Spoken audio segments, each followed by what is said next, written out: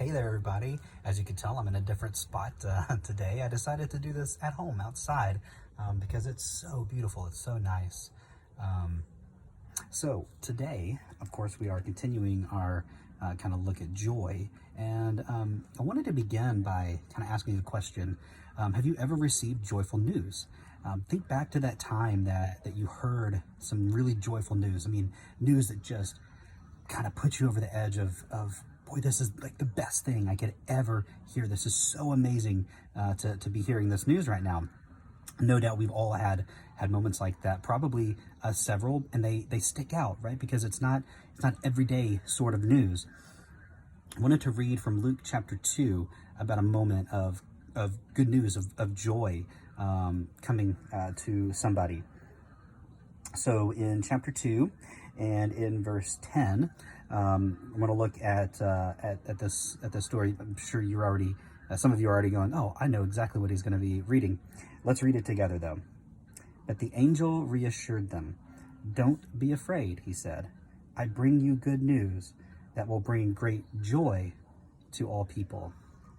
Now, I love that passage for several reasons. One, because of the greater story, surrounding it, obviously, because this is the good news. The great joy is that Jesus is coming, right? And we know that. But as I got to thinking about how joyful news can change a person's outlook, I wanted to begin by having you think about some news that you've received sometime that brought great joy to you. Because immediately when you think about that joyful news, it lifts you up. It lifts your spirits, right? It reminds you of, oh, yeah, I remember when I received that news and it was so great.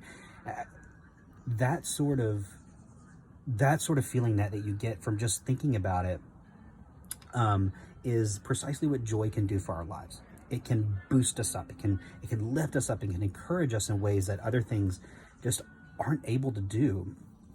And so I love to think about joy. I love to imagine the ways that joy truly changes who we are, how it makes us different because that joy permeates and surrounds us, right? It infuses into us. It changes the kind of people that we are when we think about joy, when we think about those things that bring us such great joy. So I want to encourage you today to do that. I want you to think about the things that have been joyful for you over the years. How have those things changed you? But then I want you to think about how to share good news, how to share that joy with other people. Being joyful doesn't necessarily mean that you're just happy all the time. Joyful moments can bring you out of difficult circumstances, not because you're happy all the time, but because you need to be brought out of difficult circumstances. So how can we take the joy that we have and share that with other people, show them how to think about the world differently, how to think about their lives differently, how to be changed by different things, and not to, well, we talked about worry, right, for a few weeks.